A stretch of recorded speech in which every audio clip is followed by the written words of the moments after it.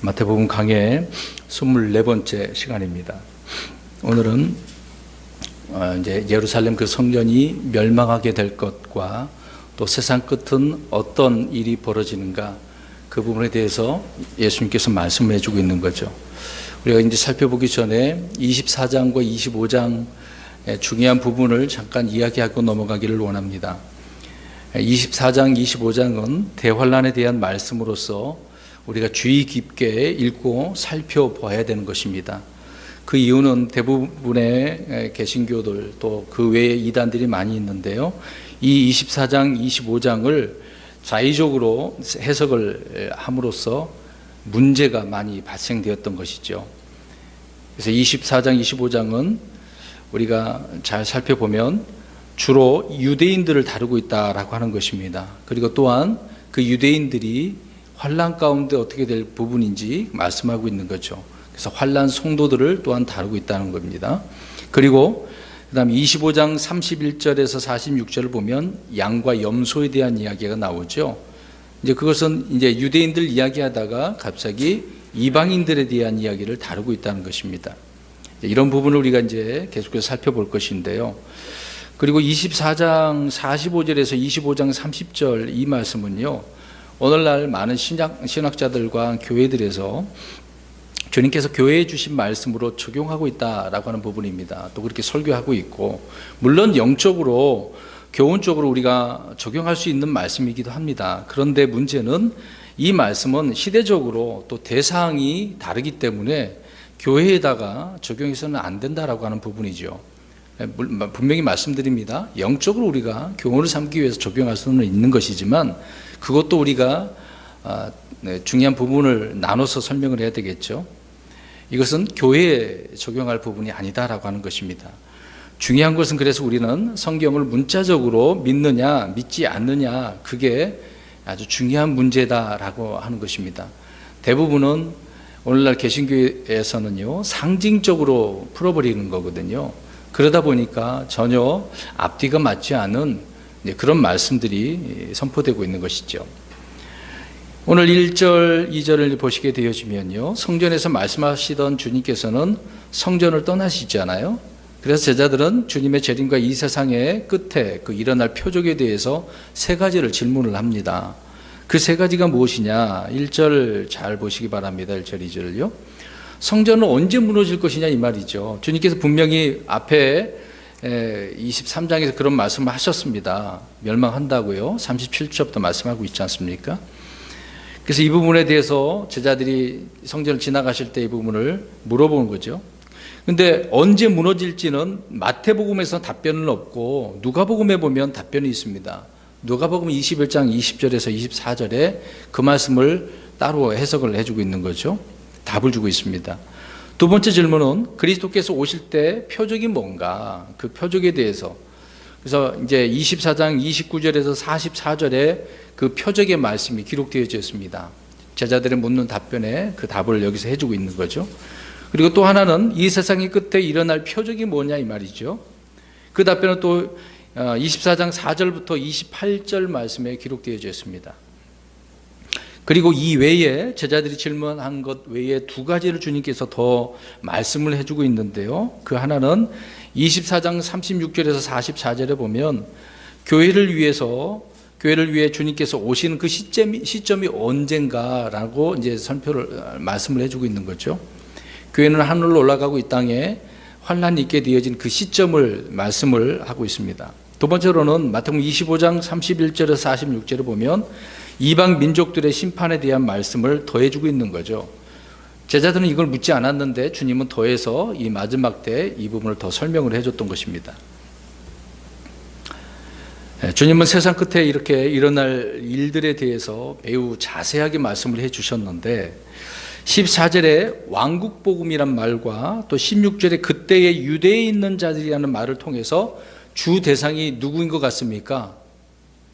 유대인들이라는 것을 알 수가 있죠. 그러니까 대상을 우리가 분명히 알아야 된다는 것입니다. 그래서 오늘날 유대인들을 또 교회에다가 접목을 시켜서 영적인 유대인들이라고 이제 해버리는 부분도 있죠. 그런 것도 이제 조심해서 우리가 해석을 해야 되는 것입니다. 왕국 복음은 침례인 요한이 전파하다가 또 예수님뿐만 아니라 예수님의 제자들도 전파하지 않았습니까? 그러나 지금 이 은혜의 시대 때는 하늘의 왕국 복음에 대해서는 전파할 수가 없어요. 지금 왕국 복음을 전하게 되어지면 갈라디아서 1장에 말씀하고 있는 것처럼 저주받을 복음이 되어지는 거죠. 지금 이 은혜의 시대 때는 은혜의 복음을 전해야 하는 것입니다.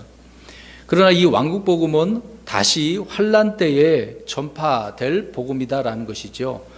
그래서 특별히 우리가 계시록을 살펴보았습니다마는 후 3년 반 때에 천사들이 또 전하는 복음이 또 있죠. 그리고 14만 4천 두 증인, 이렇게 환난 때 전해지는 그 복음을 우리가 이해할 수가 있는 것입니다.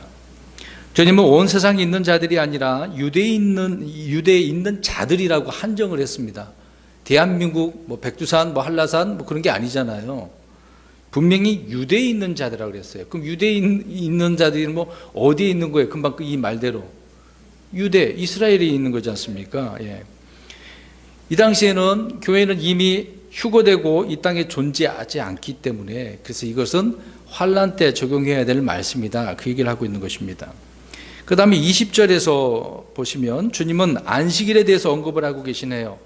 안식일은 교회와 관련이 있습니까? 없습니까? 없죠. 교회는 안식 후 첫날 모이는 거지 않습니까?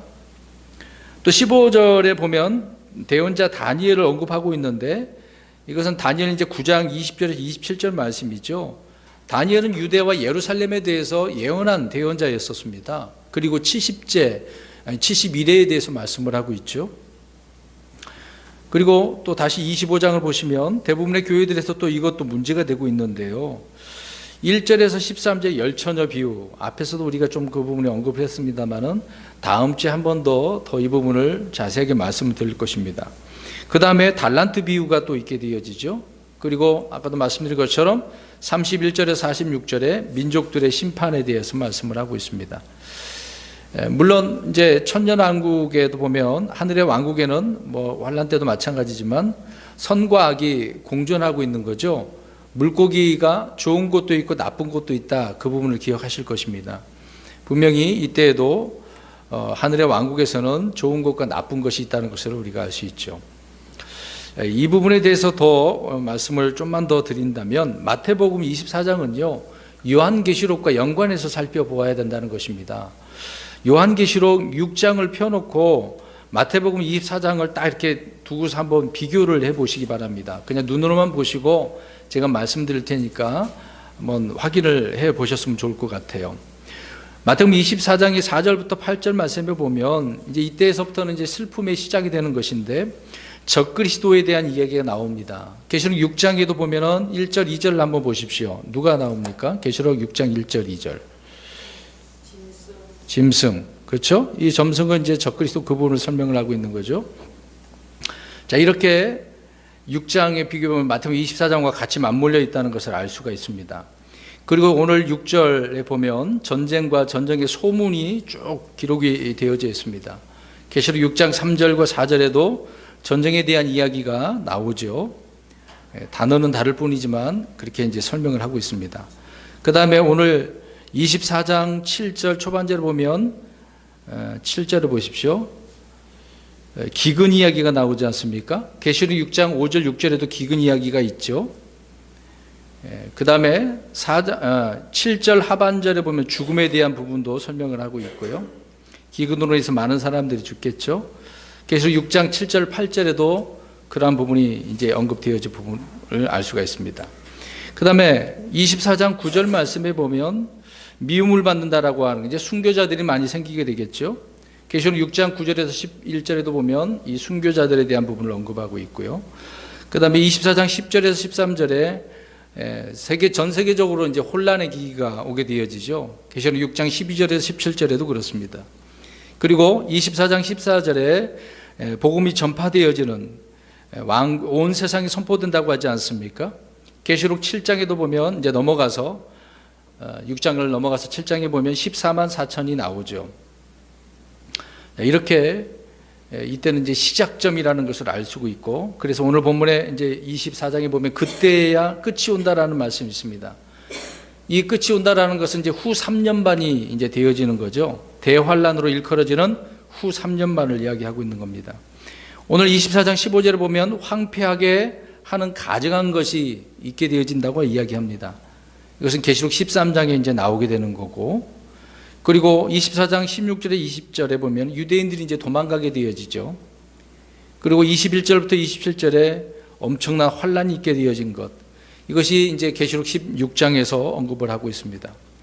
그리고 오늘 마태복음 24장 28절에는 암하겟돈의 민족들을 이제 모으게 되어지죠. 계시록 19장 17, 18절에도 이 부분이 나와 있습니다.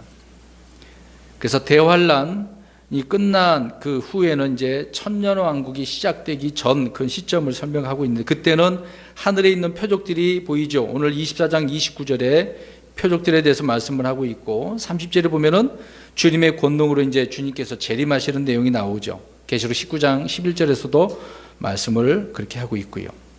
그리고 24장 31절에 보면 이스라엘을 모으시는데 택함 받은 자들에 대해서 언급을 하고 있는 것입니다. 그리고 32절부터 마지막 44절까지 이스라엘을 향한 위로의 말씀이 있죠. 그들이 이제 환란을 받았으니까 하나님은 그냥 내팽개치지 않지 않습니까? 그들에게 또 회복의 말씀을, 위로의 말씀을 주시죠. 그래서 무화과 나무 비유가 33절에 나옵니다. 그래서 무화과 나무에 대해서 그 비유에 대한 부분을 우리가 또 살펴봐야 되겠죠. 그 다음에 42절에 이 부분에 있어서 노아의 날들에 설명을 하면서 깨어있으라라고 말씀을 하고 있는 겁니다.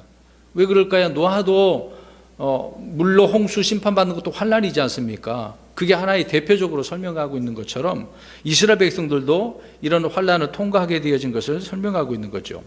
그 다음에 마지막 부분에, 그 부분에 있어서 마지막 부분이죠. 유익한 종과 신실한 종과 무익한 종에 대해서 말씀을 하고 있습니다. 자, 이런 두 종에 대해서 말씀하면서 준비하고 있으라라고 이야기하고 있는 거죠. 44절에 보십시오. 준비하고 있으라. 그러니까 이스라엘은 마지막 때인 주님께서 바로 재림 땅으로 내려오기 전에 준비하고 있어야 되는 부분이 되겠죠. 그 다음에 민족들의 심판은 대환란 때 유대인들을 영접했는가 박해했는가에 따라서 달라지는 것이죠. 유대인들을 도와줬다라고 한다면 그들이 이제 천년왕국에 들어갈 수 있는 은혜를 입게 되어지는 것입니다. 근데 아무튼 이때는 온 세상 사람들이 용을 경배하는 그런 때지 않습니까? 그래서 14만 4천 명을 통해서 왕국 복음을 듣고 영접하는 사람들이 그 당시에 이제 있게 되어지겠죠. 그렇기 때문에 이때에도 환란 성도들이 분명히 존재한다라는 것을 알 수가 있습니다. 그러니까 이때 대환란 때 유대 민족들을 도와주고 보호해주는 나라가 어떤 나라인지는 모르겠습니다. 근데 유대인들을 지금 박해하는 나라들은 아니겠죠? 지금 유대인들을 옹호하는 그런 나라들이 있긴 하지 않습니까? 욕을 해도 미국 가운데서도 지금 이스라엘을 옹호하는 부분도 있고요. 정확히는 어느 나라인지는 모르겠습니다만은 아무튼 영향력이 있는 그런 나라들은 있을 것이라는 것을 알 수 있습니다. 자, 이제 그러면 오늘 24장, 오늘은 좀 24장 중요한 부분이기 때문에요, 한 절씩 한 절씩 또 몇 구절은 모아서 말씀을 드리려고 합니다. 지금까지는 24장, 25장 전체를 개요를 좀 말씀을 드렸던 거예요. 자, 24장은 말씀드린 것처럼 제자들이 질문한 1절부터 3절을 잘 유의 있게 보아야 됩니다. 3절 말씀을 잘 보십시오. 분명히 이제 두 가지를 물어봤다고 하지 않습니까? 어느 때 이런 일들이 일어납니까? 그 다음에 주께서 오시는 때의 표적과 세상의 끝의 표적이 무엇입니까? 이제 여기에 대해서 이제 말씀을 우리가 이해를 해야 되겠죠. 근데 이 질문에 대해서 마태는 어느 때에 일어난 이런 일들이 일어날 것인지를 답변하지 않고 아까 말씀드린 것처럼 누가복음 21장에 말씀하고 있다고 말씀드렸습니다. 그리고 세상 끝에 대한 표적은 또 뒤에 4절에서 28절까지 다 말씀을 하고 있는 거죠. 그러니까 왜 이런 이야기를 하냐면, 그러므로 주님의 이 말씀은 언제 일어날 일들이라고 하고 있는 것입니까? 환란 때죠. 그러니까 세상 끝에 이야기라는 이야기죠. 지금 이 시대, 교회 시대에 이야기하는 것이 아니다, 그 얘기를 하고 있는 것이죠. 요즘 뭐 몇백 년 동안 그런 부분이 있겠습니다만은 현대 많은 교파에서 이것을 교회에 적용하다 보니까 문제가 생긴다는 것입니다. 이런 부분을 자세하게 한 절씩 우리가 살펴보도록 하겠습니다. 1절을 보십시오. 예수님께서 성전을 떠나서 가실 때에 그분의 제자들이 성전의 건물들을 보여드리려고 그분께 나오매. 야, 제자들이 예수님께 무엇을 보여드리려고 하고 있습니까? 왜 성전 건물들을 보여주려고 하고 있을까요? 몇 년 동안 당시에 지어졌다고 나옵니까? 사도행전을 보면 우리가 알 수 있듯이 엄청나게 46년인가? 예, 사도행전 예수님께서 죽으시고 난 뒤에서 계속해서 그게 지어지고 있었다는 상태죠. 뭐 1, 2년 사이에 그게 다 완성된 건 아니었다는 겁니다. 얼마나 아름답게 지어지고 있었는지 이제 그런 부분을 너무도 화려하니까 그래서 예수님께 이제 제자들이 이제 보여드리려고 했다는 것을 알 수가 있습니다. 아무튼 주님은 성전에서 떠나심으로 다시 예루살렘 이제 동문으로 들어가시는 거죠. 그렇게 예루살렘 그 동문으로 들어와서 다윗의 왕자를 차지할 때까지 어떻게 보면 이제 이 성전은 의미가 있습니까? 없습니까? 없게 되어지는 거죠. 근데 제자들은 그 성전을 지금 어떻게 하려고 있어요? 예수님께 보여주고 있네요. 제자들은 성전의 건물들에 굉장히 관심이 있습니다. 근데 우리 예수님은 건물에 관심이 있어요? 없죠. 주님은 이미 자신의 몸을 성전이라고 선포하셨습니다. 또 지금 교회 시대 때 저와 여러분 주를 믿는 자들이 다 주님의 성전이잖아요. 주님의 몸된 교회이고. 마가복음에 보면은요, 선생님이 보소서 여기 돌들이 어떠하며 건물들이 어떠하니까 라고 이렇게 말한 자가 있어요. 근데 거기에 주로 제자들 중에 선생님 한 자가 누굴 것 같아요? 그렇죠. 가룟 유다가 구체적으로 이거를 또 예수님한테 물어보는 그런 내용이 있습니다. 가룟 유다죠. 이것을 보면 뭐 제자들도 다른 제자들 마찬가지지만요, 영적인 것과 내적인 아주 영적인 것과 어떤 내적인 것을 추구하지 않은 사람들은요, 이렇게 눈에 보이는 외적인 것, 육신적인 것 거기에 도취되고 그것을 추구하고 그것이 정말 진리인 줄 알고 생각을 하고 있다는 거죠. 그러니까 지금 제자들이 그런 의미 속에 보십시오, 얼마나 아름답습니까? 이곳이 진정 하나님께서 계시는 곳입니다. 뭐 이런 식으로 지금 생각하고 있는 거 아니겠습니까? 이렇게 진정으로 우리가 추구해야 될 것이 무엇인지 여기서 우리가 이해를 할 수가 있겠죠. 아무튼 제자들은 육신의 눈을 가지고 있었기 때문에 눈이 아직 뜨여지지 않은 상태잖아요. 그래서 예수님께 이것을 보여주려고 하고 있는 것입니다. 그 다음에 2절 말씀을 보십시오. 예수님께서 그들에게 이르시되 너희가 이 모든 것을 보지 아니하느냐? 진실로 내가 너희에게 이르노니 여기서 돌 하나도 다른 돌 위에 남지 아니하고 다 무너지리라 하시니라. 그들은 굉장히 좋아했는데요, 이런 성전이 어디 있는가? 심지어 예수님께서 보여드리려고 했습니다마는 예수님은 그 성전이 어떻게 된다고 합니까? 예, 다 무너져 버린다. 돌 하나 더 위에. 왜 그러냐면 거기에 다 금으로 입혔기 때문에요. 이미 이런 부분이 있어서 과거에 느부갓네살에 의해서 역사적으로 예루살렘이 한번 어떻게 한 적이 있습니까? 멸망당한 적이 있지 않습니까? 근데 오늘 예수님께서 이것을 다시 지어진 이 헤롯 성전이잖아요. 따로 이렇게 지어진 건데, 아무튼 이 성전을 로마에 의해서 AD 70년이잖아요. 역사적으로, 실제적으로 그렇습니다. 멸망당한 것을 이야기해 주고 있습니다. 그러나 거기다 한 가지 더 붙여서 이 일은 또 언제 이루어진다고요?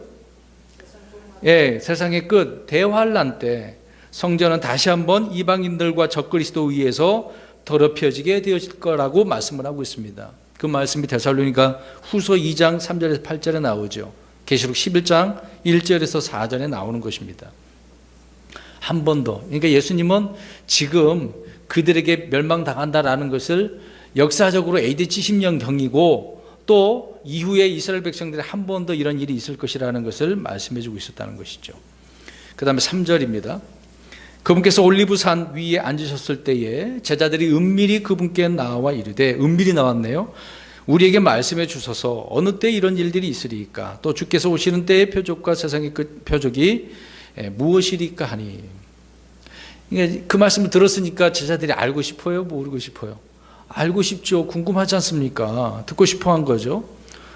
누구나 그래서 이 재림의 그 시점과 그때 징조에 대해서 알고 싶어 합니다. 그러니까 오늘날 대부분의 많은 이단들이 여기에 빠지는 거죠. 그래서 과거 우리나라 92년도에 시한부 종말론 다미 선교회 있지 않았습니까? 언제 온다 그랬어요 그때요?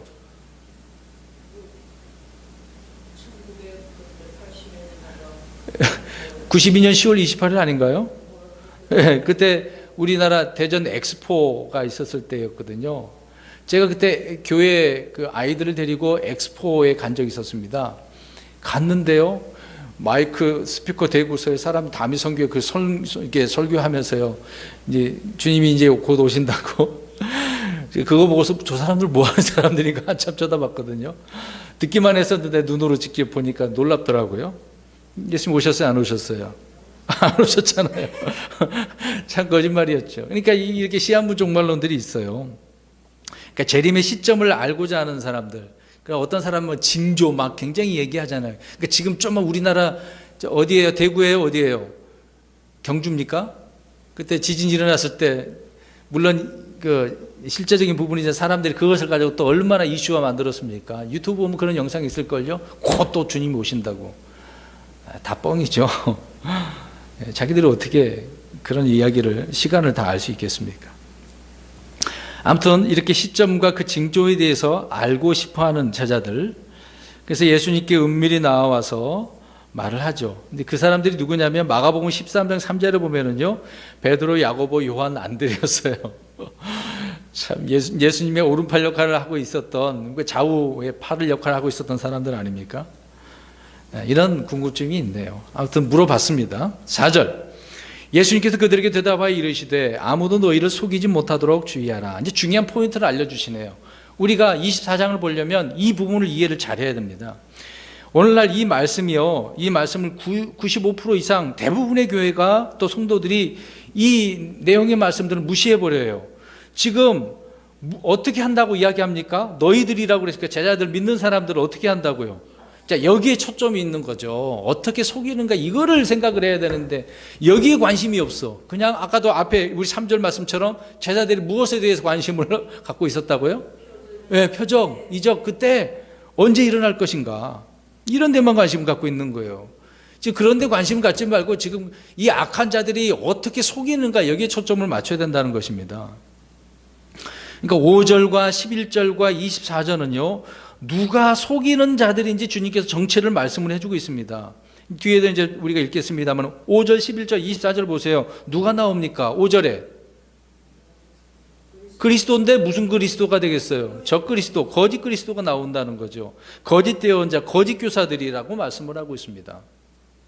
그래서 우리가 이제 신약교회 바울 사도가 우리를 향해서 말씀해 주죠. 에베소서 5장 6절, 골로새서 2장 8절, 데살로니가후서 2장 3절, 요한일서 3장 7절에 아무도 너희를 속이지 못하게 하라. 오늘 예수님도 그러셨거든요. 속이지 못하게 하라. 속아서는 안 된다고 이야기하고 있는 거거든요. 근데 오늘날 많은 사람들이 속아 넘어가고 있지 않습니까? 지금 이 속이는 문제거든요. 속이는 문제. 예레미야 29장 8절에도 강력한 이런 경고에 귀를 기울여야 된다고 말씀을 하고 있습니다. 속임수는요, 말세의 몇 번째 표적이 될까요? 첫 번째입니다. 속이는 거예요, 지금요. 속이는 거. 그 부분 속이지 못하도록, 속아서는 안 되는 것이죠. 그래서 속지 않으려면 말씀을 잘 알아야 될 것이 아니겠습니까? 말씀 모르는 사람들이 항상 속아 넘어가는 거예요. 유튜브만 듣고 있다가 본인 스스로가 성경을 찾아 읽지도 않고 남의 말 듣다가 그런 일에 빠지는 겁니다. 그 다음에 5절 말씀 보십시오. 많은 사람이 내 이름으로 와서 내가 그리스도라 하며 많은 사람을 속이리라. 이제 속이는 방법이 나왔네요. 어떻게 속인다고요? 주님의 이름으로 와서 내가 그리스도다라고 하는 사람들. 자, 여기서 보면은요, 주님께서 한두 사람이라 그랬습니까? 아니죠. 많은 사람이라고 그랬어요. 주님이 죽고 난 그 이후로 그 당시에 사도들이 있을 때도, 살아 있을 때도 계속해서 이런 거짓 그리스도가, 적그리스도가 있었다고 하지 않았습니까? 주를 부인하는 자들이 적그리스도잖아요. 그들을 다 포함해서. 그리고 또 자신이 그리스도라고 하는 사람들이 역사적으로 얼마나 많았습니까? 이것이 계속적으로 일어나고 있어요. 오늘날 우리 대한민국 이단들도 그러지 않아요? 누가 보혜사라 그래요? 어떻게 그럴 수 있어요? 그리고 또 예수님이 하지 못한 그 일들도 자기가 이루었다고 하는 사람이 누구였습니까? 통일교회. 그 사람 죽었어요, 안 죽었어요? 참 이게 말도 안 되는 일이죠. 그래도 그 추종하는 사람들이 있어요. 거짓말인데도 불구하고. 어리석은 거죠. 이런 일들이 역사적으로 계속되고 있습니다. 근데 이것이 대환란 때 어떻게 한다고요? 이 일이 있는 겁니다. 그래서 그것이 계시록을 우리가 잘 이해해야 되는 거죠. 그래서 전산전만 끝나면 끝부분에 이 적그리스도가 딱 배반하지 않습니까? 자기를 딱 드러내죠. 자기가 그리스도라고. 그 내용이 5절 말씀입니다. 그 다음에 6절에서 8절 말씀 같이 묶어서 말씀드리겠습니다. 먼저 제가 읽을게요. 또 너희가 전쟁들과 전쟁들의 소문을 들을 터이나 주의하여 불안해하지 말라. 이 모든 일들이 반드시 일어나야 하되 아직 끝은 아니니라. 민족이 민족을 왕국이 왕국을 대적하여 일어나고 곳곳에 기근과 역병과 지진이 있으리니 이 모든 것은 고통의 시작이니라. 아멘. 자, 여기 보면 지진, 우리 지금 지진이 일어나니까 말세다 그렇게 얘기하죠. 기근, 그럼 이것도 있어요, 사실상. 근데 지금은 대부분 거의 아프리카 정도만 기근이지 다른 나라에 대해서는 잘 모르죠. 비가 내리면 기근이 아니니까. 역병, 간혹 메르스도 있고 여러 가지 세균들이 있어서 문제도 있긴 하지만, 근데 이거 지금 말세에 대한 부분은 아니겠죠. 일부분일 뿐입니다. 근데 전쟁들과 또 전쟁들의 소문, 이런 것을 들으면 어떻게 해요? 불안해하지 말라고. 근데 지금 전쟁이 일어난 건 아니잖아요. 전쟁이 일어날 것 같은데 그런 상황이지 않습니까? 자, 이 말씀은 주 70년에 일어날 그 이야기가 아닙니다. AD 70년에 로마에 의해서 무너진다. 역사적으로 사람들이 이제 그 부분만 생각하려고 하기 때문에 그래요. 이것은 대환란 때의 이야기라는 거죠.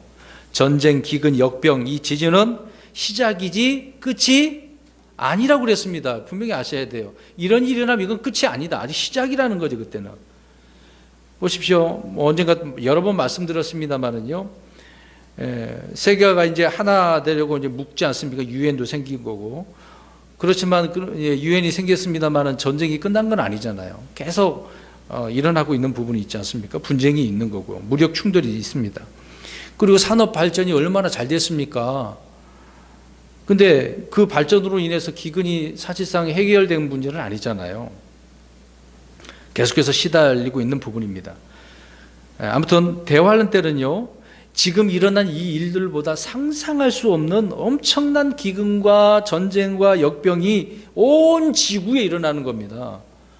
그래서 계시록 아까 6장 우리 살펴봤습니다만은 창백한 말 이런 말이 나오잖아요. 또 전쟁을 통해서 많은 사람들이 기근을 통해서 역병 때문에 죽게 되어지는 것입니다. 그런 말씀들이 지금 6절에서 8절에 주님께서 말씀하고 있는 거예요. 분명히 말씀드립니다만은 이 말씀은 언제 이루어질 것이다? 대환란 때. 이거를 잘 우리가 이해해야 됩니다. 그 다음에 9절에서 12절입니다. 그때 그들이 너희를 넘겨주어 고통받게 하고 너희를 죽이리니 너희가 내 이름으로 인해 모든 민족들에게 미움을 받으리라. 그때에 많은 사람이 실족하고 서로 배반하여 넘겨주며 서로 미워하고 많은 거짓 대언자가 일어나 많은 사람을 속이며 불법이 성행함으로 많은 사람의 사랑이 식어지리라. 참 중요한 말씀들을 하고 있습니다. 물론 지금도 이런 현상들이 일부분 일어나고 있죠. 물론 초대교회로부터 많은 순교자가 있었습니다. 지금도 복음 전하다가 죽은 순교자들이 있죠. 그들은 모든 민족에게 그런데 미움을 받았습니까? 자, 보세요. 역사적으로 이게 복음을 전하다 죽었어요. 근데 모든 민족에게 미움을 받았냐고요? 아니라는 거죠. 그래서 이 구절이 환란 때 적용할 말씀이라는 겁니다. 왜? 이 순교자들이 우리 6장, 7장을 봤습니다만은 그 순교자들의 피가 어디에 있다고 그랬어요? 제단 밑에 있겠죠? 왜? 그들은 모든 민족에게 미움을 받았기 때문에 그런 것입니다. 그 다음에 문자적으로 적용할 때 생기는 어려움의 문제가 있는데 9절 말씀해 보세요. 그때 그들이 너희를 이라고 말씀하셨죠? 그럼 만약에 이거를 그때 그들이 너희를 그럼 이제 사도들로 우리가 적용을 해보겠습니다. 그러면 이들은 이제 사도들은 휴거 후에 부활해서 이스라엘을 위해 사역을 이 일을 해야 된다는 이야기잖아요. 그러니까 앞뒤가 안 맞지 않습니까? 그래서 너희를 그러면은 유대인이나 환란 때의 그 성도들로 적용을 해야 별 무리가 없다. 그 얘기를 지금 우리가 이해를 해야 되는 부분이죠. 아무튼 9절에서 12절 말씀은 이렇게 엄청난 고통을 받는 유대인과 환난 성도들에 대한 이야기를 이해할 수가 있습니다. 그 다음에 13절, 그러나 끝까지 견디는 자 그는 구원을 받으리라. 여기에 이제 많은 사람들이 넘어지죠. 자, 이 말은 많은 신자들이 오해하고 있는 구절입니다. 그래서 많은 사람을 이 구절 때문에 구원받지 못하도록 해버린 경우가 있고, 또 믿음을 이제 성장해야 되는데 성장하지 못하는 경우가 되는 거고, 하나님의 사람들을 혼란에 빠뜨리는 이 구절이 아닙니까? 저 역시도 끝까지 견뎌? 난 구원 받았는데 견뎌야 돼? 이런 식으로 이제 해석을 하다 보면은 이제 여기에 낙심하게 되어지죠. 나 아직 구원 못 받은 것 같아. 이렇게 돼버린다는 것입니다. 자, 그럼 여기에서 끝은 무엇을 말하는 걸까요? 끝까지 견딘다고 그랬는데 개인의 삶이 죽을 때까지를 말하는 것일까요? 아니죠. 환란이 끝날 때까지라는 겁니다. 그것을 말씀하고 있는 거예요. 이 구절은 환란 때의 문맥이기 때문에 교회 시대의 성도들에게 그래서 적용해서는 안 되는 거죠. 우리는 믿음으로 얻는 은혜의 구원을 강조하고 있지 않습니까? 이것과는 다르잖아요. 환란 때는 믿음뿐만 아니라 끝까지 견뎌야 돼요. 두 가지 다 해야 됩니다. 환란 때 유대인들은 여전히 안식일을 또 지킨다고 25장 15절에 20절에 나와요. 안식일을 지켜야 돼요. 우리는 안식일 지키는 거 아니지 않습니까? 그들은 예루살렘의 성전에서 예배를 드릴 것이고요. 또 이들은 영적 유대인이 아니라 육체적인 실제 유대인들이라는 것을 알 수가 있습니다. 그래서 구분을 잘 해야 된다라고 하는 것을 말씀을 더 드렸습니다. 그 다음 14절을 보십시오. 왕국의 이 복음이 모든 민족들에게 증언되기 위해 온 세상에 선포되리니 그제야 끝이 오리라. 복음이 다 이제 증언돼야 되네요. 온 세상에 선포되면 그제야 끝이 온다. 이 구절을 얼마나 우리가 지금 선교 단체에서 사용을 합니까? 그래서 땅 끝까지 간다는 것은 막 저기 뭐 이슬람 동남아 많이 가고 그러잖아요. 물론 복음을 전하기 위해서 잘못된 일은 아니죠. 중요한 일입니다. 열심히 하고 있는 거 잘한 일이죠. 근데 이 구절은 거기다 갖다 붙여서 사용할 부분이 아니라는 것입니다. 분명히 앞에 나와 있잖아요. 무슨 복음이라고 되어 있어요? 그렇죠. 왕국 복음이라고 그래서 우리는 은혜의 복음이란 말이죠. 그래서 왕국의 복음하고 은혜의 복음하고 다르죠. 그리고 또 이걸 비교해서 말씀드리면 마태복음은 지금 예수님이 왕으로 오셨잖아요. 저와 여러분들에게는 주로 오셨어요. 구주로 오셨지 않습니까? 그 이스라엘은 눈에 보이고 교회는 눈에 보이지 않고 영적인 부분도 있지만, 그 다음에 지상에 세워지는 거고 또 하늘에 세워지는 것. 왕국은 이 땅에 세워지는 거잖아요. 그러나 하나님의 왕국은 우리 안에 있는 거고 또 하늘에 있는 거죠. 그러니까 물질적인 것이냐 영적인 것이냐 이런 차이가 있는 거죠. 그래서 우리가 마태복음 1장에 여러 번 언급할 때 말씀드렸습니다마는 네 가지 복음이 있잖아요. 왕국 복음이 있고 은혜의 복음이 있고 영원한 복음이 있고 영광스러운 복음이 있다고요. 그러니까 이 복음에 대해서도 우리가 이해를 해야 되는 것입니다. 아무튼 왕국 복음은, 하늘의 왕국 복음은 물질적이고 눈에 보이는 메시아 왕국, 다윗의 왕국, 또 정치적으로 세워질 진짜 왕국을 이야기하고 있는 거죠.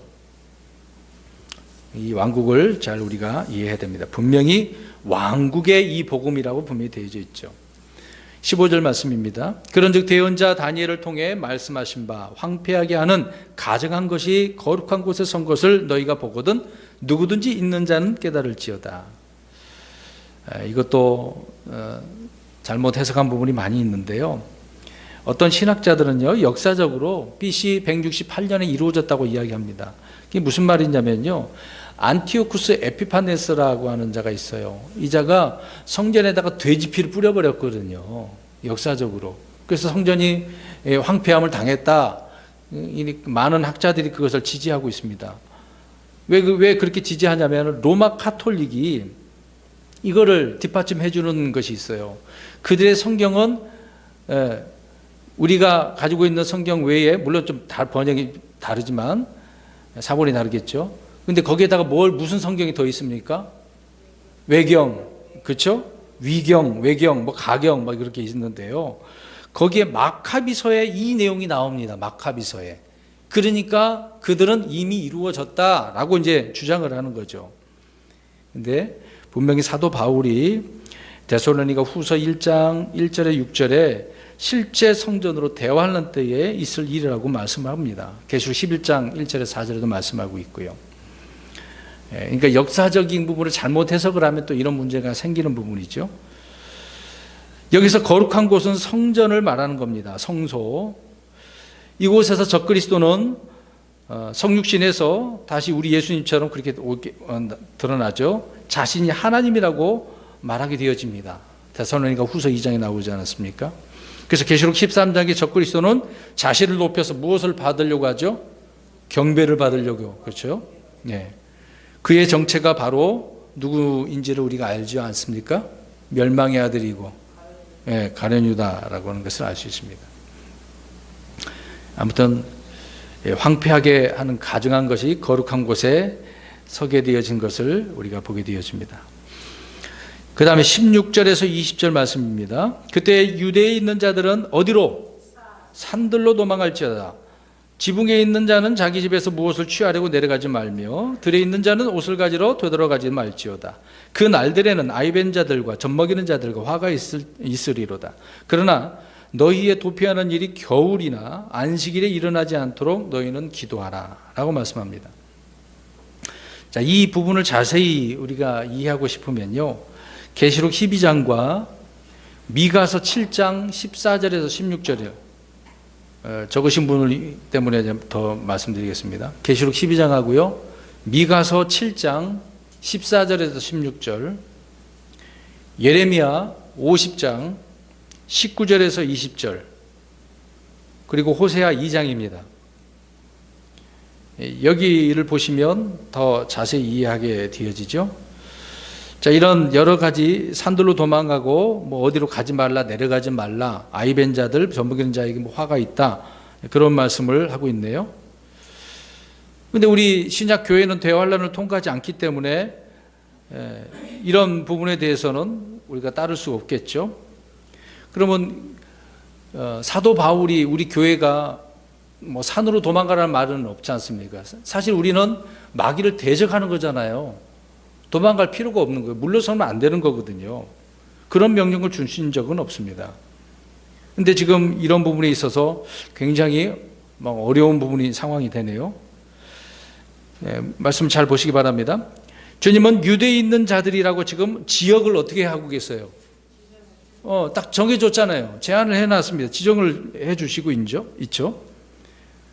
유대에 있는 자들은, 유대인들은 안식일을 지켜요, 안 지켜요? 지키죠. 그들은 도망가야 하기 때문에 이런 일들이 갑작스럽게 있게 되어지면 도망가야 되는데 지금 안식일을 지키고 있다고 생각해 보세요. 그들은 도망갈 수 있어요, 없어요? 그들은 지금 실제적으로 이스라엘은 일요일 날이면 다 문 닫고 버스, 차도 운행하지 않습니다. 그냥 가만히 집에 있는 거예요. 그때 그날에 이제 아기 뵌 사람들, 임신한 그 여자, 젖먹이 아이들은 화가 있을 것이라고 이야기하고 있습니다. 왜 그럴까요? 이때는 안식일에 도망갈 수가 없어, 그냥 죽는 거죠. 이런 부분에 있어 우리 그리스도인들에게는 뭐 아이들에게, 젖먹이는 자들에게 화가 있을 것이다, 그렇게 말한 적은 한 번도 없습니다. 구약에서 아이를 갖지 말라고 누구에게 말씀하셨습니까? 결혼하지 말라고, 아이를 갖지 말라고. 예레미야가 있지 않습니까? 예루살렘 왜 그랬을까요? 왜 자녀를 낳지 말라고 그랬습니까? 왜요? 결혼하지 말라고 그랬을까요? 지금 바벨론에 의해서 포로로 다 잡혀가니까 느부갓네살 의뢰에 의해서 예루살렘이 완전히 초토화되는 거잖아요.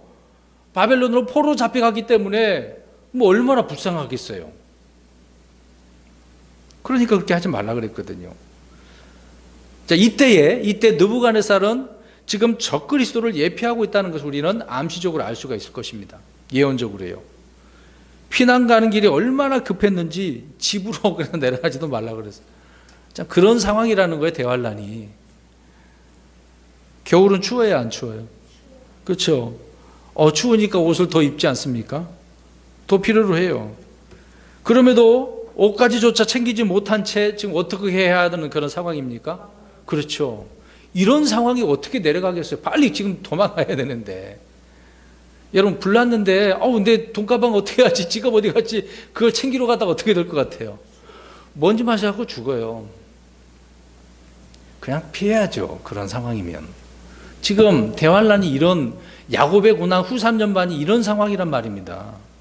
유대인들은 그냥 잡혀 죽는 거죠. 이스라엘은 안식일에 버스도 뭐 교통수단도 다 정지되는데 비행기가 운행될까요? 안 될까요? 안 되죠. 어떻게 안식일에 그럼 모든 걸 다 멈춘다니까요. 그날이 안식일이 되면 도피하는데 상당히 문제가 발생할 수밖에 없습니다.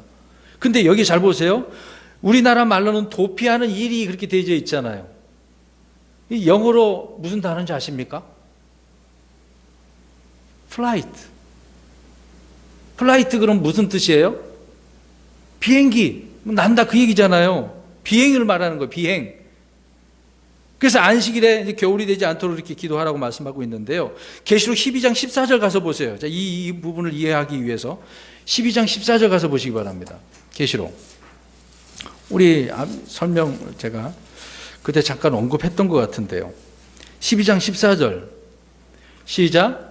그 여자가 큰 독수리의 두 날개를 받았으니 이것은 그녀가 광야 곧 그녀의 처소로 날아가 거기서 그 뱀의 얼굴을 피하여 한 때와 두 때와 반 때와 동안 양육받게 하렵니다. 3년 반이잖아요. 한 때 1년, 두 때 2년, 반 때 6개월이지 않았습니까? 근데 큰 독수리의 두 날개라고 됐네요. 근데 그녀의 처소를 어떻게 한다고 합니까? 여기서 플라이예요, 플라이. 날아가요. 이것을 보면 하나님께서 이때 그들을 어떻게 이렇게 해서 그쪽으로 이동시키시는지 도피시키는지 정확히 알 수는 없습니다만 문자적으로 우리가 보면 큰 독수리의 두 날개로 그들을 나르신다고 이야기하네요. 그래서 오늘 24장 16절에서 20절에 그 부분입니다. 그들을 도피하는 날이 날아가는 날이죠. 그러니까 이런 날이 겨울이나 안식일에 일어나지 않도록 기도하라고 말씀합니다. 그 다음에 21절에서 25절 그때 큰 환란이 있으리니 이제 큰 환란이라고 말씀하죠. 이게 중요한 부분이죠. 세상이 시작된 이래로 이때까지 그런 환란이 없었고 이후에도 없으리라. 그 날들이 짧아지지 아니하면 어떤 육체도 구원을 받지 못할 것이로되 선택받은 자들을 위하여 그 날들이 짧아지리라. 그때 누가 너희에게 이르되 보라 그리스도가 여기 있다 하거나 저기 있다 해도 그 말을 믿지 말라. 거짓 그리스도들과 거짓 대언자들이 일어나 큰 표적들과 이적들을 보여 할 수만 있으면 바로 그 선택받은 자들을 속이리라. 보라 내가 너희에게 미리 말하였노라. 주님께서 이렇게 잘 말씀해 주시네요. 자세하게. 여기서 분명히 큰 환란, 대환란이잖아요. 자, 이 큰 환란은 지금 우리 신약교회 성도들이 매일 일상 속에서 겪는 환란 같을까요? 다를까요? 다르죠. 분명히 구별해야 됩니다. 이 대환란, 큰 환란 기간이 있는데요. 그 기간은 이제 우리는 흔히 전 3년 반, 후 3년 반이지 않습니까? 기간이 우리는 그렇게 알고 있습니다. 근데 주님께서 그 기간을 어떻게 하실 수 있대요? 짧게 단축시킬 수 있답니다. 이거는 이제 주님께서 유동적으로 하시는 부분이죠. 그럼 정확히 물론 우리가 전 3년 반, 후 3년 반 그렇게 이해는 하지만 지금 기간을 단축시킬 수 있는 부분도 언급한 부분이 있습니다. 우리가 다니엘서를 보면 4번에 걸쳐서 그 날수가 좀 다른 부분이 있어요. 눈을 한번 확인해 볼까요? 다니엘서 8장 14절을 보세요. 며칠이 나오나? 4가지가 있습니다. 이런 것을 볼 때 7년이 좀 어떻게 단축되지 않을까 그런 부분도 예상을 합니다. 다니엘 8장 14절에 며칠이 나와요? 2300일이죠. 그 다음에 다니엘 7장 앞에 가서 보십시오. 25절. 며칠이 있습니까? 1200, 7장 25절. 그게 이제 계시록 13장 5절에 1260일이죠. 3년 반이 1260일. 유대인들은 1년 360일입니다. 그 다음에 다니엘서 12장 11절 가서 보세요. 12장 11절. 며칠이 나옵니까? 12장 11절? 1290일. 그 그 다음에 12장 12절은 1335일. 날짜를 바꾸고 이렇게 뭐 많고 적고 그러네요. 뭐 특별한 어떤 의미가 있을 부분이 있긴 하지만은요. 이런 것을 볼 때 7년도 단축될 수도 있고 늘어날 수도 있고 그거는 우리가 이제 모르는 부분입니다. 그런 내용의 말씀이 지금 21절부터 25절에 말씀을 하고 있죠. 그 다음에 26절입니다. 24장 26절. 그러므로 그들이 너희에게 이르되 보라 그가 사막에 있다 해도 나아가지 말고 보라 그가 은밀한 방에 있다 해도 그 말을 믿지 말라. 재림 때에 거짓 그리스도들 거짓 예언자들이 일어나서 이렇게 큰 표적과 이적을 보입니다. 그럴 때 택한 자들도 어떻게 해요? 속인다. 택한 자들까지 속인다라고 이야기하고 있습니다. 그래서 이건 택한 자 그러니까 또 신약교회라 엮으면 안 되겠죠. 사람들은 이적과 표적에 이렇게 기준을 두고 있는데요. 그러나 이 이적과 표적은 절대 기준이 아니죠. 그러니까 그 당시 이것을 보고 많은 사람들이 속아 넘어간다는 이야기입니다. 그러니까 오늘날도 지금 이런 거짓 표적들이 많이 있지 않습니까? 특히 기도원 같은 데 가보면 물론 정말 하나님께서 역사하셔서 기적도 일어납니다. 그거는 우리가 틀림없는 사실이에요. 지금도 죽은 자가 살아납니다. 병 고침도 받을 수 있어요. 근데 사람을 통해서 그거 다 가짜라는 이야기죠. 잘못된 부분입니다. 물론 우리가 믿음의 사람들이 기도에서 나올 수도 있어요. 그건 틀림없는 사실이에요. 근데 이런 일들을 뭔가 정말 하나님께서 사람을 통해서 대부분 그런 은사주의자들이 주장하는 자들이 자기가 했다라고 이제 주장하지 않습니까? 겉으로는 하나님 했다 하고. 그런 부분이 문제가 있죠. 아무튼 절대 기준은 이적과 표적이 될 수 없다는 겁니다. 만약에 이제 병 고침을 받았어요. 그럼 그것만이 진리입니까? 아니잖아요. 일부분이죠. 그냥 고침 받았으면 하나님께 영광 돌리는 거죠.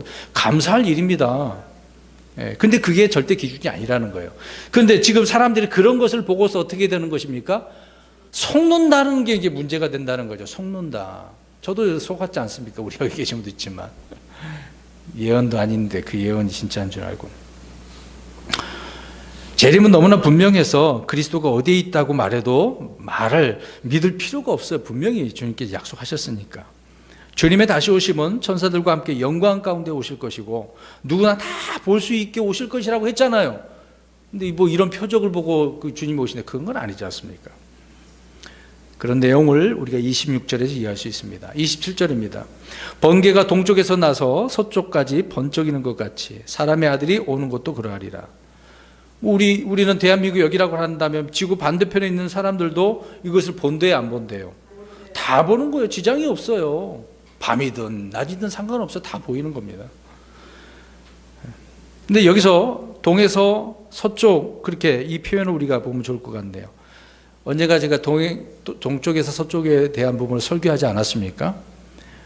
동에서 시작해서 서로 가는 것은 주님의 방향이라는 거죠. 항상 반대 방향으로 가면 안 됩니다. 그렇다고 해서 지금 우리 가는 길을 서에서 동쪽으로 가면 안 됩니다. 그런 이야기를 하는 게 아니죠. 이게 영적인 부분이니까. 아브라함도 메소포타미아에서 동쪽에서 서쪽으로 오게 된 가나안 땅을 오게 되지 않았습니까? 또 느헤미야의 주도 아래 포로로 잡혀갔는데 바벨론에서 서쪽으로 동쪽에서 서쪽으로 이스라엘로 다시 돌아오지 않습니까? 자, 그런 부분이에요. 대제사장이 이제 성막에 이제 들어가는 입구도 역시 동쪽에서 서쪽이잖아요. 이렇게 성경은 항상 동쪽에서 서쪽으로 되어져 있습니다. 이 얘기를 왜 할까요? 예수님께서 재림하실 때도 동쪽에서 서쪽으로 오신다 그 얘기입니다.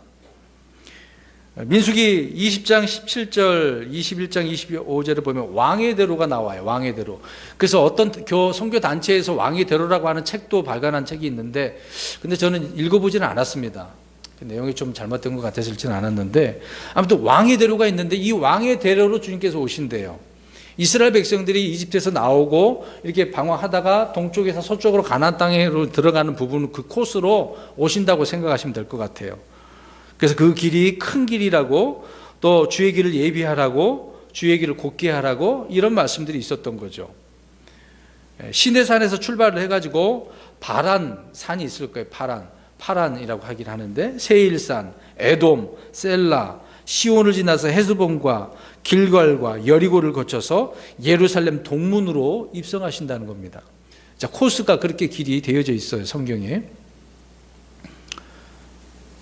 그리고 주님께서는 2000년 전에 자신이 침례를 받으신 요단강을 지나서 길갈로 들어와서 이제 올리브산에 딱 서게 되는 거죠. 그때 이제 올리브산은 두 동강이 나는 거예요. 갈라지는 거예요.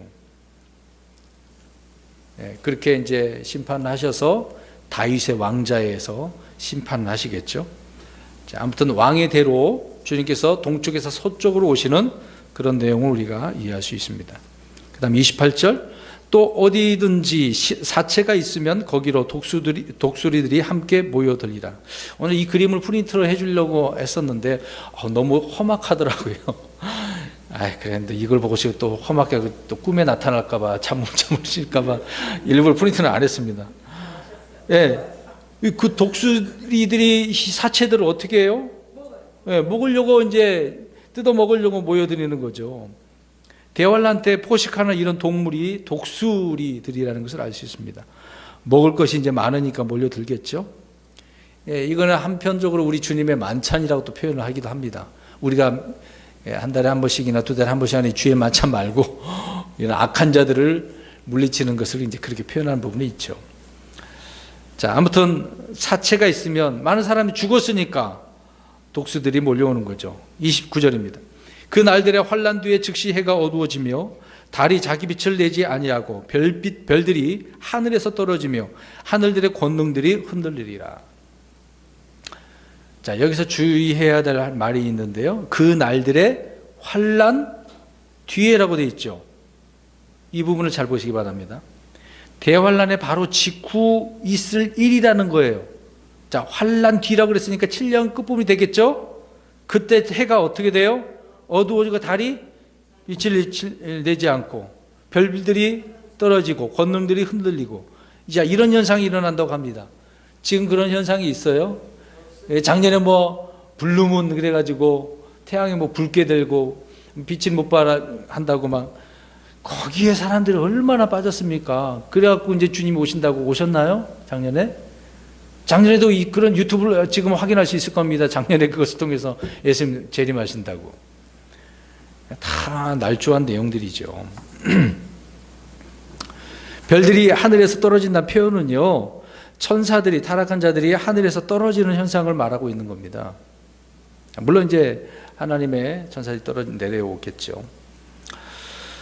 그 다음에 하늘들의 권능들이 흔들리리라 라고 말씀하고 있는데요. 에베소서 6장 10절에도 높은 곳들에 이런 존재가 있다고 말씀을 합니다. 그런 존재들 가운데 뭐 있겠죠. 계시록 12장과 1절에서 4절, 7절에서 9절에 이런 내용이 말씀하고 나오고 있습니다. 굳이 또 여기까지 우리가 살펴보지는 않겠습니다. 아무튼 환난 뒤에라고 그랬죠. 그 날들의 환난 뒤에 이런 일이 있다라고 말씀하고 있습니다. 7년 그 부분에 30절입니다. 그때 사람의 아들의 표적이 하늘에 나타나고 그때 땅의 모든 지파가 애국하며 사람의 아들이 권능과 큰 영광을 가지고 하늘의 구름들 가운데서 오는 것을 보리라.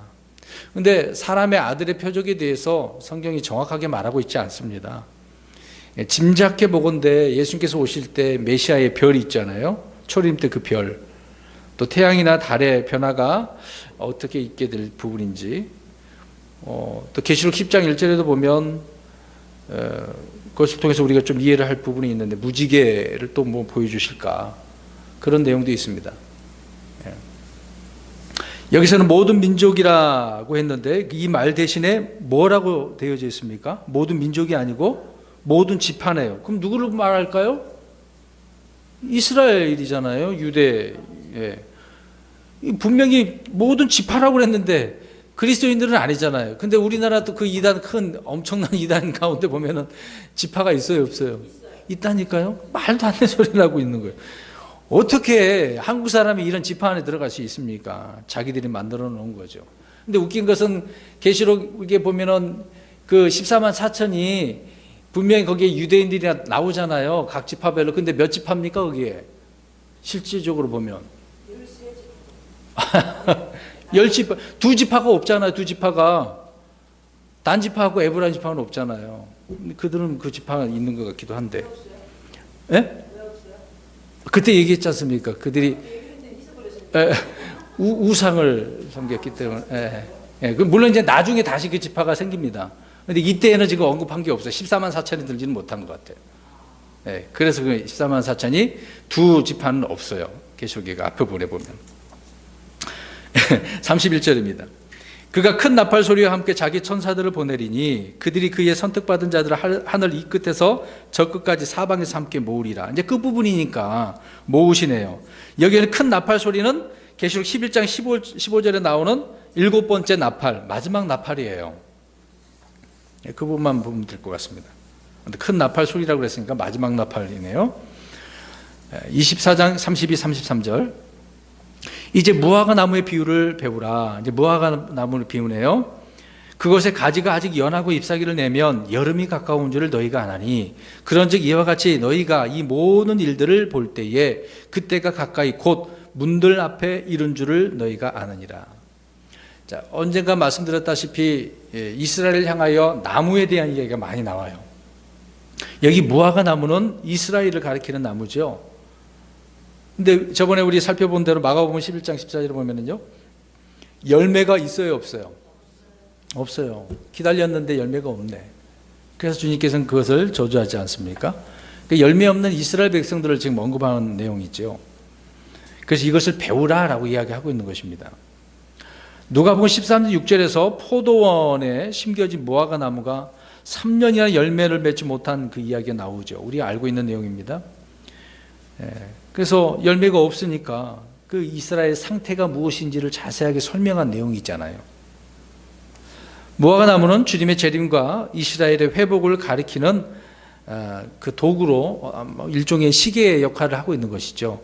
그래서 그것을 주님께서 말씀을 하고 있었던 것입니다. 그러면 이제 여름이 가까웠다, 때가 됐다, 이제 그것을 알게 된다, 그 얘기입니다. 34절입니다. 진실로 내가 너희에게 이르노니 이 세대가 지나가기 전에 이 모든 일들이 성취되리라.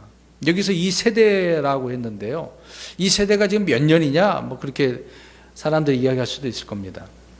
30년, 40년, 60년 그렇게 말을 하고 있는데요, 성경에서는 40년, 그렇게 꼭 집어서 40년이라고 말을 할 수가 없습니다. 왜 그러냐면 모세는 한 세대를 70년으로 잡았기 때문에 그래요. 또 마태복음 1장 우리가 이제 그 계보 이야기가 좀 나오지 않습니까? 거기다 보면 이제 42년 그렇게 우리가 볼 수도 있고요. 그다음 창세기 15장 13절에서 보면은 100년 정도 그렇게 나옵니다. 그러니까 정확히 우리가 이 부분을 몇 년이다라고 할 수는 없습니다만은 대략 40년 한 세대가 그렇게 되어지는 거죠. 그래서 이 세대가 지나가기 전에 이 모든 일들이 성취되리라. 환난 기간 가운데 그렇게 성취된다고 말씀합니다. 35절, 하늘과 땅은 없어지겠으나 내 말들은 없어지리라. 이 말씀 참으로 중요하죠. 없어지지 아니하리라. 제가 잘못 읽었네요. 내 말들은 없어지지 아니하리라. 참으로 중요한 말씀인데, 이 말씀이 하나님의 말씀이 보존된다는 이야기잖아요. 주님의 말씀은 결코 없어지지 않는다. 근데 오늘날 이 말씀들을 완벽하지 않다고 이야기하니까 그게 문제죠. 하나님께서 모든 것을 창조하시고 다 하셨는데 말씀만 이렇게 지키지 못한다고 한다면 하나님이 아니잖아요. 전지전능하신 하나님인데 왜 그것만 못합니까? 오늘날 개신교는 그것만 못한다고 하지 않습니까? 간단한 내용이니까 더 살펴볼 필요는 없을 것 같습니다. 36절에서 41절, 그러나 그 날과 그 시각은 결코 아무도 알지 못하나니 하늘의 천사들도 알지 못하고 오직 내 아버지만 아시느니라. 오직 노아의 날들과 같이 사람의 아들이 오는 것도 그러하리라. 홍수 이전 시대에 노아가 방주로 들어간 날까지 그들이 먹고 마시고 장가가고 시집가고 하면서 홍수가 나서 그들을 다 쓸어버릴 때까지 알지 못하였나니 사람의 아들이 오는 것도 그러하리라. 그때 두 사람이 들에 있을 터인데 하나는 붙잡혀가고 다른 하나는 남겨질 것이요, 두 여자가 방앗간에서 맷돌을 갈고 있을 터인데 하나는 붙잡혀가고 다른 하나는 남겨지리라. 길게 읽었는데 이 역시도 많은 분들이 좀 헤매고 있는 부분이죠. 자, 여기서 보면 아까 제가 언급했던 부분입니다. 제자들이 세 가지를 질문을 했는데 이제 두 가지가 되겠습니다만은 덧붙여서 주님은 두 가지를 더 말씀해 주셨다고 하지 않습니까? 교회에 대한 휴거와 바로 이제 환란에 들어가게 되어지는 그 동시적인 부분을 설명하고 있는 겁니다. 중요한 것은 이거는 환난 때에 있다는 것을 우리는 잊지 말아야 되겠죠. 근데 대환난 때 사람들이 지금 붙잡혀 간대요, 안 잡혀 간대요? 붙잡혀 가고 남겨지고 그거 있지 않습니까? 계시록 혹시 기억나시나요? 왜 이런 말씀이 있다고 했습니까? 이제 적그리스도가 자기 군인 삼기 위해서 어떻게 하는 거예요? 사람들을 잡아가는 거죠. 그러니까 징병하는 거예요. 징병.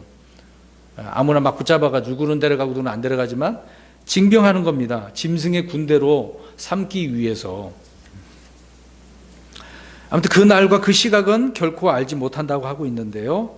아무도 모르는 거죠. 이 말씀은 교회에 이제 휴거에 적용할 수 있는 부분인데요. 휴거와 지상의 대환란은 동시 사건이라는 것입니다. 그래서 이 성도들에게는 이 날이 그리스도의 날이 되는 것이고 불신자들에게는 대환란의 날이 되겠죠. 그래서 언제나 물론 이것이 언제일지는 몰라요. 우리는 알 수 없지만 갑작스럽게 닥친다라는 것은 분명한 겁니다. 그래서 우리 신약교회 성도들도 늘 깨어 있어야 되는 부분인 것이죠. 그때라고 되어져 있는데요. 이 말씀은 우리가 휴거될 때 지상의 대환란이 될 때를 말하고 있는 것이죠. 그래서 말씀드린 것처럼 두 사람이 들어있는데 하나는 붙잡혀가고 하나는 남겨지죠. 또 방앗간에서 맷돌을 갈고 있는데 하나는 잡혀가고 남겨지고 그렇습니다. 그래서 이거를 휴거에 적용할 수도 있는 거고요. 또 이 환난 가운데 적그리스도의 그 짐승의 군대에 잡혀가고 안 잡혀가고 그렇게 이해할 수 있는 것입니다. 이 구절을 그래서 짐승의 군대로 징용하는 붙잡혀가는 것으로 우리가 보시면 틀림없게 되어진 거죠. 그래서 28절 한번 보세요. 이들이 전쟁에 끌려가서 이제 그런 용사들이 되는 것인데 죽임을 당해서 누구의 밥이 됩니까? 그렇죠. 독수리 밥이 되는 겁니다. 사체들이 몰려서 그렇게 되는 거죠. 그 다음에 24장 42절에서 44절 보십시오. 그러므로 깨어있으라. 어느 시각에 너희 주가 올지 너희가 알지 못하느니라. 그러나 이것을 알라. 만일 집 주인이 도둑이 어느 경점에 올 줄 알았더라면 깨어있어. 자기 집이 뚫리지 않게 하였으리라. 그러므로 너희도 준비하고 있으라. 너희가 생각하지 않는 시각에 사람의 아들이 오느니라. 우리 주님께서 오시는 것은 도둑같이 오신대요. 그래서 우리 그 노래 많이 불렀잖아요. 그날이 도적같이 이를 줄. 우리 그리스도인들에게도 주님께서 도적같이 데리러 오시잖아요. 이 세상 사람은 아무도 모르게 순식간에 우리 믿는 자들을 하늘로 데려가시지 않겠습니까? 부활하고 휴가하게 되어지는 거죠. 도둑 같다고 했는데 이는 도둑이 오는 시각이 낮이라는 거예요? 밤이라는 거예요? 밤이라는 거죠. 그럼 이 교회 시대는 지금 낮입니까? 밤입니까? 밤에 때죠. 예수님이 계실 때는 낮이었는데 하늘로 올라가신 다음에는 이 땅에는 밤의 시대죠. 도둑은 몰래 오는 겁니다. 그래서 몰래 와서 저와 여러분을 공중으로 데려가는 거고 또 주님께서 마지막 임하실 때도 눈 깜짝할 사이에 그렇게 되겠죠.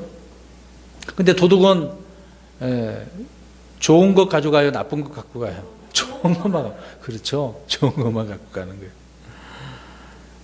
그러나 이제 세상이 우리 교회가 하늘로 올라가면 이른 후에 야 그렇구나 그제서야 이제 사람들이 후회하게 되겠죠. 그러나 후회해도 소용은 없고 더 강팍하게 되어질 때가 환난 때인 것이죠. 저와 여러분은 보물들이에요. 이스라엘 백성들 특별한 보물들이고 우리 그리스도인들도 보물들이고 그래서 이렇게 데려가시는 것입니다. 45절에서 51절 이제 마지막 부분이 되네요. 그런즉 자기 주인으로부터 그의 집안 사람들을 넘겨받아 다스리며 제때에 그들에게 양식을 나누어 줄 신실하고 지혜로운 종이 누구냐. 그의 주인이 올 때에 그가 그렇게 하고 있는 것을 보면 그 종이 복이 있도다. 진실로 내가 너희에게 이르노니 주인이 그를 자기의 모든 재산을 맡을 치리자로 삼으리라. 그러나 그 악한 종이 마음속으로 이르기를 내 주인이 오는 것을 늦추시는구나 하며 자기 동료 종들을 때리고 술 취한 자들과 함께 먹고 마시기 시작하면 그가 그를 기다리지 않는 날 그가 알지 못하는 시각에 그 종의 주인이 와서 그를 잘라내고 위선자들과 함께할 그의 몫을 그에게 지정하리니 거기서 슬피 울며 이를 갈미 있으리라. 이게 길지만 간단한 내용이에요. 어떤 종이 되라는 겁니까? 어떤 종이 돼야 돼요? 신실하고 지혜로운 종, 신실하고 지혜로운 종. 근데 이 신실하고 지혜로운 종은 작은 일에 어떻게 하는 사람입니까? 그렇죠. 작은 일에 신실한 종을 말하는 거예요. 이러한 자만이 잘하였다, 신실한 종아 라고 칭찬을 받게 되지 않겠습니까? 이 말씀은 영적으로 우리에게 많은 교훈을 줍니다. 우리 그리스도인들에게도요. 마태복음 24장 전체의 내용이 환난 때의 문맥이라는 점을 우리가 이것을 볼 때 환난 때 이스라엘에게 적용된다면 믿음을 가졌다가 어떻게 하는 사람이에요? 그렇죠. 이 포기하는 사람, 빼앗기는 사람, 끝까지 견디지 못한 사람이 어떤 종으로 드러나는 거예요, 지금 여기서. 악한 종으로 드러나는 거죠. 그러니까 환난 때는 마찬가지로 환난 성도들이 신실한 종으로 있어야 돼요. 그래서 양식을 나눠줄 수 있는 그런 신실한 지혜로운 종. 거기에 이제 14만 4천 두 증인, 그 외에 또 믿는 자들이 있겠죠. 우리는 이런 부분에 있어서 구원의 완전 보장이 이루어지기 때문에 얼마나 감사한 일입니까? 단지 우리는 그리스도의 심판석에서 우리가 선한 행위의 열매가 있지 못한다면 불로 다 태워졌을 때 그 행위가 탈 때 누구는 보상받고 누구는 보상 못하게 되어지는 것. 이건 굉장히 우습게 생각하면 안 되거든요. 이것도 우리 그리스도인들에게 중요한 내용인 중에 하나인 것입니다. 아무튼 주님의 다시 오심에 대해서 우리는 늘 생각하고 의식하고 있어야 돼요. 거기에 합당한 삶을 우리가 살아가야 되는 겁니다. 지금 2019년 이렇게 시작이 되어졌는데 안일하게 우리가 생각해서는 안 돼요. 영적으로 우리가 항상 깨어 있어야 되는 것입니다. 지금 환난 때도 이렇게 큰 문제가 있는데 물론 저와 여러분들에게는 약속이 보장되어져 있잖아요. 보장되어져 있다고 해도 우리 그리스도인들에게도 그리스도의 심판석이 있다는 거, 이것을 유념을 하고 날마다 믿음으로 살아가야 되겠죠. 아무튼 오늘 24장은 성전의 멸망과 세상 끝에 대한 이야기지만 우리 그리스도인들도 이것을 교훈 삼아서 정말 주님 앞에 신실한 사람들로 세워져 나가기를 주의 이름으로 축원합니다.